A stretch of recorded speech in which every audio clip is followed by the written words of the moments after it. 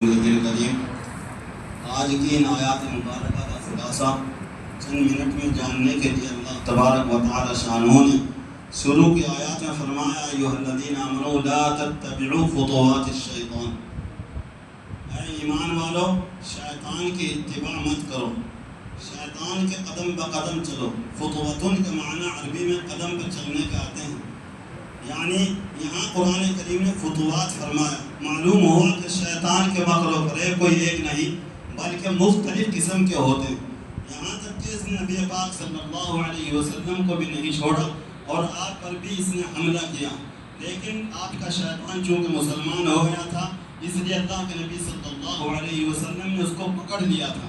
اس کے بعد میں اللہ تبارک و تعالی شانہ فرماتے ہیں کہ آپ بھلائی کا حکم کرو اور برائی سے روکتے رہو، اور اپنے آپ کو پاک صاف ظاہر مت کرو، اس لیے کہ پاک صاف صرف وہی ہوتا ہے جس کو اللہ فرماتا ہے، وَلَٰكِنَّ اللَّهَ يُزَكِّي مَن يَشَاءُ، یعنی اللہ تقویٰ اور طہارت کی دولت جس کو دیتا ہے صرف وہی آدمی پاک ہو سکتا ہے۔ اگر آدمی اپنے آپ کو بزرگ ظاہر کرے اور سمجھے کہ سب لوگ گنہگار ہیں تو نیک ہے، تو آدمی ایک سجدہ بھی ایک نیکی بھی اللہ کی توفیق کے بغیر ادا نہیں کر سکتا۔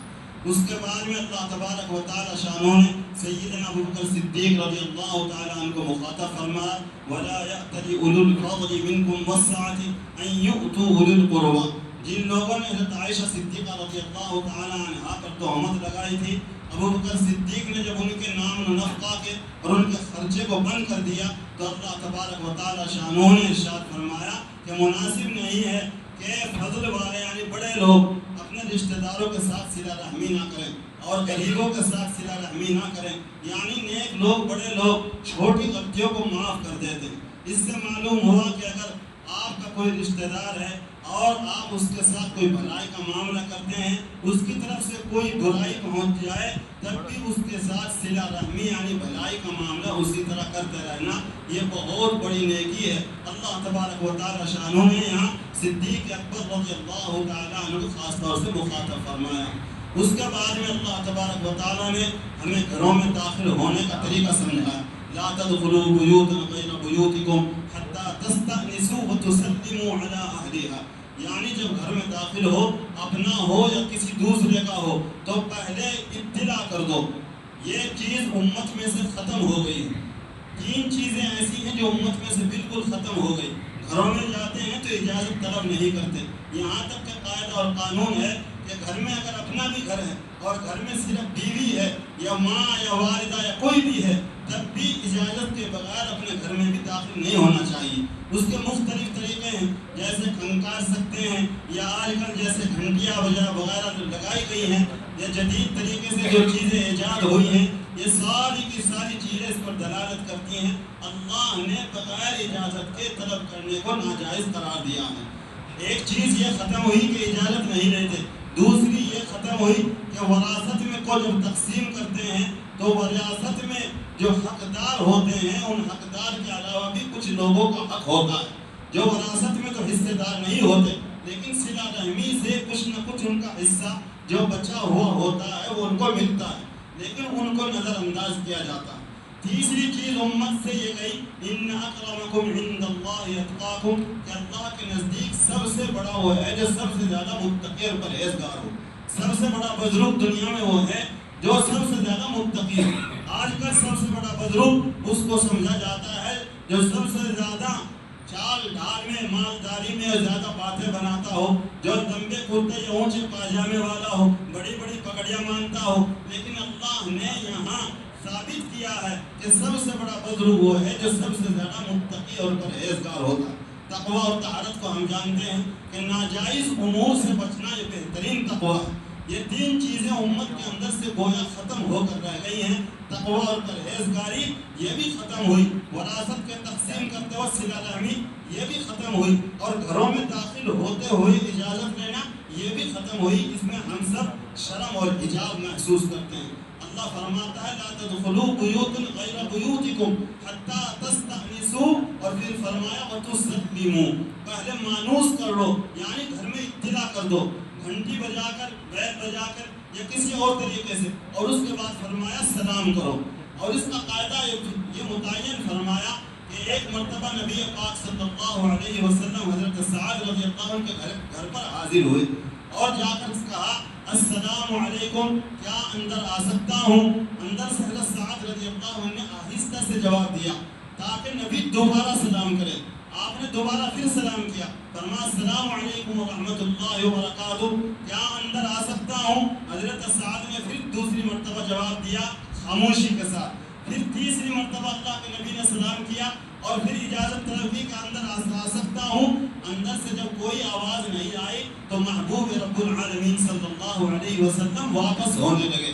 حضرت سعد رضی اللہ عنہ فوراً گھر سے باہر نکلے اور جا کر اللہ کے نبی صلی اللہ علیہ وسلم کا ہاتھ پکڑ لیا اور فرمایا میرے ماں باپ آپ پر قربان ہو جائیں، میں آپ کی سلام کو برابر سنتا رہا، لیکن دل چاہتا تھا کہ نبی کی زبان سے اس گھر پر بار بار سلامتی ہوتی رہے، اس لیے میں زور سے جواب نہیں دیا، آہستہ سے جواب دیتا رہا۔ اس کے بعد اللہ کے نبی صلی اللہ علیہ وسلم کو اپنے گھر تک لے گئے اور مہمان نوازی کی۔ معلوم ہوا کہ نبیوں کا نبی صلی اللہ علیہ وسلم اور صحابی کے گھر جاتے ہیں تو اجازت طلب کرتے ہیں۔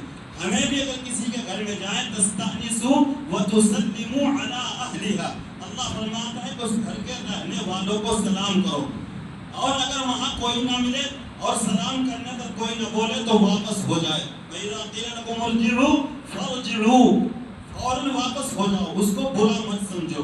اس کے بعد کی آیات میں اللہ تبارک و تعالی شانہ نے ارشاد فرمایا قُلْ لِلْمُؤْمِنِينَ يَغُضُّوا مِنْ أَبْصَارِهِمْ، مومنین سے کہو کہ اپنی نگاہیں نیچی رکھیں۔ یہ شرم و حیا کا سب سے پہلا سبق ہے کہ جب بھی چلیں جہاں بھی جائیں اپنی نگاہوں کو نیچی رکھو۔ جس کی نگاہ بے باک ہو جاتی ہے، جس کی نگاہ اللہ کا خوف نہیں کھاتی، جس کی آنکھیں ہر چیز کو دیکھتی ہیں، اس کا دل کبھی بھی پاک نہیں ہو سکتا۔ اس لیے کہ دل کے لیے آنکھیں ایسی ہوتی ہیں جیسا آدمی کے لیے آئینہ کہ یہاں سے دیکھتا ہے اور دل خراب ہوتا ہے۔ اگر آنکھوں پر کنٹرول نہیں تو آپ کبھی بھی اپنے دل کو محفوظ نہیں رکھ سکتے، اور جب دل محفوظ نہیں رہتا تو نیکیوں کو بھی محفوظ نہیں رکھتے۔ اس لیے کہ دل جو ہے وہ جسم کے اندر اصل ہے، جب یہ سمجھ جاتا ہے تو پورا جسم سمجھ جاتا ہے، اور یہ سمجھتا ہے نگاہوں کو نیچے رکھنے سے۔ یہاں علماء مفسرین نے صرف غیر محرم عورتوں کو دیکھنے سے ہی منع نہیں کیا، بلکہ ہر وہ چیز جو آدمی کو اللہ کی یاد سے ہٹا کر اپنے اندر غافل کر لے، وہ تمام چیزیں اس کے اندر داخل ہیں۔ کوئی گاڑی دیکھی، کوئی اچھی چیز دیکھی اور وہ دیکھ کر آنکھوں سے اس کو دیکھا اور دل کے اندر اس کی قدر و عظمت اور منزلت پیدا ہوئی، یہ بھی دل کے اندر حجاب پیدا کرتی ہے۔ اسی لیے پہلے صوفیہ اکرام وہ غاروں میں اور کمروں میں بند کر کے چتا کشی اسی لیے کرا کرتے تھے تاکہ آنکھیں بچ جائیں، اور آنکھوں کے بچنے سے دل بچ جائے، اور دل کے بچانے سے پورا جسم قیمتی ہو جائے۔ اس لیے کہ دل کی وجہ سے ہی جسم کے اندر قیمت آتی ہے۔ اس کے بعد عورتوں کو اسی طرح حکم فرمایا قُلْ لِلْمُؤْمِنَاتِ يَغْضُضْنَ مِنْ أَبْصَارِهِنَّ وَيَحْفَظْنَ فُرُوجَهُنَّ يُبْدِينَ زِينَتَهُنَّ إِلَّا مَا ظَهَرَ مِنْهَا، پوری تفصیل کے ساتھ۔ یہاں ایک آیت چھوٹی سی مردوں کے لیے اللہ نے نازل فرمائی، لیکن قربان جائیے کہ عورتوں کے لیے مستقل آدھے صفحے کی آیت اللہ نے ایک آیت نازل فرمائی جو آدھے قرآن کے صفحے پر مشتمل ہے، اور یہاں پوری تفصیل بتائی کہ کس سے پردہ کرنا ہے، کس سے پردہ نہیں کرنا ہے، سگے بیٹے سے پردہ کرنا ہے، سوتیلے بیٹے سے کس طرح پردہ کرنا ہے، اور شوہر کے فلاں رشتہ دار سے کس طرح تعلق پردہ کرنا ہے، کس سے نہیں کرنا، یہ پوری تفصیل اللہ تبارک و تعالی شانہ نے اس آیت مبارکہ کے اندر نازل فرمائی ہے۔ اس کے بعد میں اللہ تبارک و تعالی شانہ نے ہم سے ایک وعدہ کیا، وہ وعدہ اللہ نے صحابہ کے ساتھ بھی کیا ہے، تمام ایمان والوں کے لیے کیا۔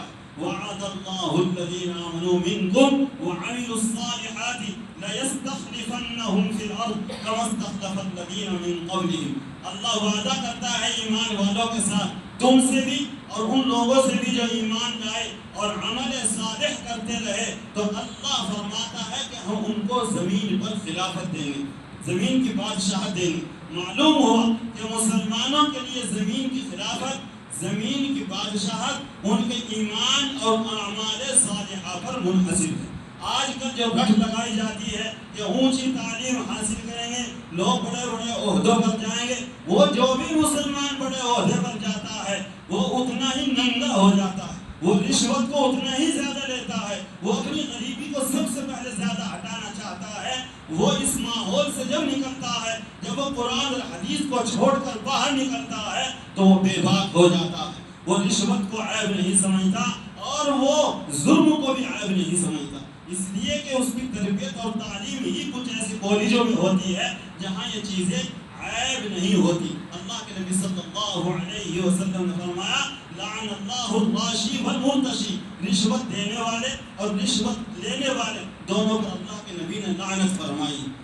زمین کی خلافت، زمین کی بادشاہت اللہ نے وعدہ کیا ہے، وعد اللہ الذین آمنوا منکم، تم سے بھی یعنی صحابہ سے، وعملوا الصالحات اور نیک عمل کرنے والوں سے، لَيَسْتَخْلِفَنَّهُمْ فِي الْأَرْضِ كَمَا اسْتَخْلَفَ الَّذِينَ مِن قَبْلِهِمْ، جیسا کہ ہم نے تم کو پہلے بادشاہت اور زمین کی خلافت عطا فرمائی ہے۔ آگے وعدہ فرمایا وَلَيُمَكِّنَنَّ لَهُمْ دِينَهُمُ الَّذِي ارْتَضَىٰ لَهُمْ وَلَيُبَدِّلَنَّهُم مِّن بَعْدِ خَوْفِهِمْ أَمْنًا۔ اللہ فرماتے ہیں کہ اگر تم ایمان اور اعمال صالحہ پر جمے رہے تو ہم تمہارے خوف کو امن میں تبدیل کر دیں گے۔ معلوم ہوا کہ مسلمان اگر ایمان اور اعمال صالحہ کو مضبوط پکڑ لیں تو اس ملک کے اندر اس وقت میں جو بد امنی ہے، جو مسلمان ہر وقت خوف میں ہے، جو ڈرتا ہے، اس کا نچوڑ کہاں ہے؟ اس کا نچوڑ صرف اور صرف ایمان اور اعمال صالحہ کے اندر ہے۔ مسلمان مسجدوں کی طرف آئے، مسلمان مسجدوں کو آباد کرے، مسلمان اپنے نبی کے طریقوں کو مضبوطی کے ساتھ پکڑے، مسلمان سنت پر آئے، مسلمان حقیقت میں مسلمان ہو جائے تو اللہ تبارک و تعالی شانہ اس خوف کو امن میں تبدیل کر دیں گے۔ قرآن کہتا ہے وَلَيُبَدِّلَنَّهُمْ مِن بَعْدِ خَوْفِهِمْ أَمْنًا، اور فرمایا یعبدوننی، صرف میری عبادت کرو، لا یشرکون بی شیئا، اور میرے ساتھ کسی دوسرے کو ہرگز بھی شریک نہ کرو، نہ ذات میں اور نہ صفات میں، میرا کوئی شریک نہیں۔ ذات میں شریک تو یہ ہے کہ اللہ کی برابر کا کسی کو سمجھا جائے، اور صفات میں شریک یہ ہے کہ اللہ کی صفت میں کسی دوسری چیز کو شریک سمجھا جائے۔ جیسے اللہ رازق ہے اور ہم سمجھیں کہ دکان سے بھی رزق ملتا ہے اور اللہ بھی رزق دیتا ہے، تو ہم نے دکان کو اللہ کے ساتھ شریک کیا ہے، یہ شرک فی الصفات ہے۔ اور اللہ کے ساتھ کسی بت کو شریک کرنا، کسی دیوتا کو شریک کرنا، کسی ایسی چیز کو شریک کرنا جس کو کافر لوگ شریک کرتے ہیں، یہ شرک فی الذات ہے۔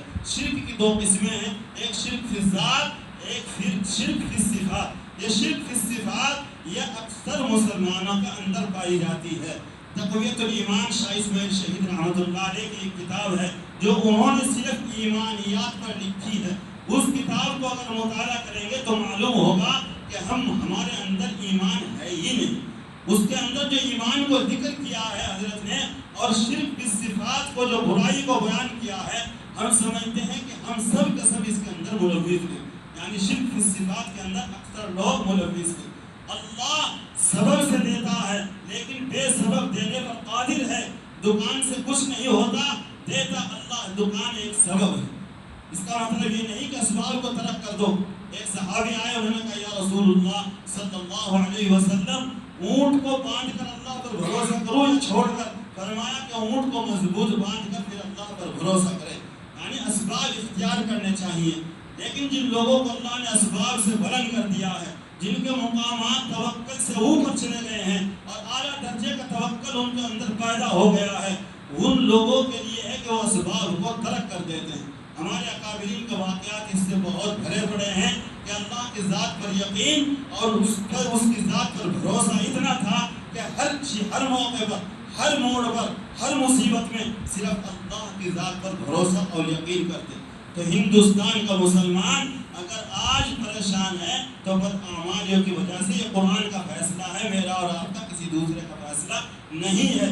یہ سارے مسلمان صرف ٹوپی لگا لے تو اس سے بھی حالات بدل سکتے ہیں۔ پورے مسلمان نبی کریم صلی اللہ علیہ وسلم کی سنت کو چہرے پر سجائیں، اس سے بھی صرف حالات بدل سکتے ہیں۔ اور ساری دنیا کے مسلمان صرف اور صرف فجر کی نماز میں جمع ہو جائیں، اس سے آج 2 دن کے اندر ہی ملک کے حالات بدل سکتے ہیں۔ کسی یہودی نے کہا تھا کہ جتنے لوگ مسلمان جمعے میں آتے ہیں، جمعے کی نماز پڑھنے کے لیے آتے ہیں، جس دن یہ مسلمان اس طرح پانچوں نمازوں میں مسجدوں میں آنے لگیں گے، اسی دن یہودیت ختم ہو جائے گی، نصرانیت ختم ہو جائے گی، شرک ختم ہو جائے گا۔ لیکن مسلمان اگر 100% ہیں تو 90% بے نمازی ہیں، 10% نمازی ہیں، اور ان 10% میں بھی خصوص سے پڑھنے والے اللہ ماشاءاللہ کوئی ایک آدھ ملتا ہے جو نماز کو فکر اور شوق کے ساتھ پڑھتے ہیں، ورنہ وہ بھی رسمی عادت پڑی ہوئی ہے تو اسی طرح کی نمازیں ہم پڑھتے ہیں، اسی لیے ہمارے اوپر حالات ہیں۔ اس کے بعد میں اللہ نے سورہ فرقان کی آخری آیتوں میں مومنین کی شان کو بیان فرمایا، عباد الرحمن الذین یمشون علی الارض ہونا واذا خاطبهم الجاہلون قالوا سلاما۔ رحمان کے بندے وہ ہیں جو بہت عاجزی کے ساتھ زمین پر چلتے ہیں، سینہ تان کر نہیں چلتے، اکڑ کر نہیں چلتے۔ اللہ فرماتا ولا تمشی فی الارض مرحا، زمین پر اکڑ کر مت چل، لن تخرق الارض ولن تبلغ الجبال طولا، اس لیے کہ تو نہ پہاڑوں کی بلندیوں تک پہنچ سکتا ہے اور نہ میری زمین کو پھاڑ سکتا ہے۔ زمین پر عاجزی کے ساتھ چل، ہونا وَإِذَا خَاطَبَهُمُ الْجَاهِلُونَ قَالُوا سَلَامًا، اگر کوئی جاہل، کوئی ان پڑھ درمیان میں کوئی سوال و جواب کرتا ہے تو سلامتی کے ساتھ اس کے پاس سے گزر جاتے ہیں، یعنی اس سے لڑائی جھگڑا نہیں کرتے۔ وہ سمجھتے ہیں کہ میں مومن ہوں، میری شان نہیں ہے کہ چوراہے پر کسی کے ساتھ لڑائی کروں۔ شیخ سعدی رحمۃ اللہ نے لکھا ہے اپنی کتاب میں کہ ایک عالم کا گریبان ایک جاہل کے ہاتھ میں نے دیکھا، لوگ اس کو لعن طعن کر رہے تھے، کس کو؟ جاہل کو لعن طعن کر رہے تھے کہ ایک عالم کے گریبان پر تو نے ہاتھ ڈالا۔ میں نے کہا کہ اس سے بڑا جاہل یہ عالم ہے کہ ایسی نوبت کیوں آئی کہ اس کا گریبان ایک جاہل کے ہاتھ میں چلا گیا۔ وہ پہلے سے ہی اس کو اپنا طور طریقہ سنت رسول اللہ کے موافق رکھنا چاہیے تھا، اس کی جاہل کی ہمت نہیں تھی کہ وہ عالم کے گریبان پر ہاتھ ڈال دے۔ ہونا وَإِذَا خَاطَبَهُمُ الْجَاهِلُونَ قَالُوا سَلَامًا وَالَّذِينَ يَبِيتُونَ لِرَبِّهِمْ سُجَّدًا وَقِيَامًا، گھروں میں جاتے ہیں تو نماز پڑھتے ہیں، گھروں کو ہم نے قبرستان بنا دیا۔ اللہ کے نبی صلی اللہ علیہ وسلم فرض نماز مسجد میں پڑھتے، سنت اور نوافل گھروں میں ادا فرمایا کرتے تھے۔ صحابہ کی بھی یہی عادت ہوتی تھی کہ فرض نماز کے بعد مسجدیں خالی ہو جاتی تھی اور گھروں میں نمازیں پڑھتے تھے۔ اللہ کو یہ عمل بہت پسند ہے کہ رات میں گھروں کے اندر نمازیں پڑھیں، سجدًا وقیاما والذین یقولون ربنا اصرف عنا عذاب جہنم، جو دعا کرتے ہیں یا اللہ جہنم کے عذاب سے بچائیے، ربنا اصرف عنا عذاب جہنم ان عذابها کان غراما انها ساءت مستقرا ومقاما، یہ بہت برا ٹھکانہ۔